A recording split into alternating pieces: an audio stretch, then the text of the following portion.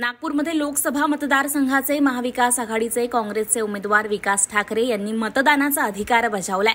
दरम्यान नागपूरमध्ये भाजपचे नितीन गडकरी विरुद्ध काँग्रेसचे विकास ठाकरे यांच्यात लढत होणार आहे। यातच विकास ठाकरे यांनी सकाळीच आपल्या कुटुंबासह मतदान केल्याचं पाहायला मिळतंय। मी मतदान केलं आहे आणि नागपुरातली जनता सुद्धा 7 वाजेपासून मतदानाला निघाली आहे। मतदानाचं पर्सेंटेज वाढेल असं मला वाटत आहे ऊन असताना सुद्धा, कारण की जनतेमध्ये उत्सुकता आहे।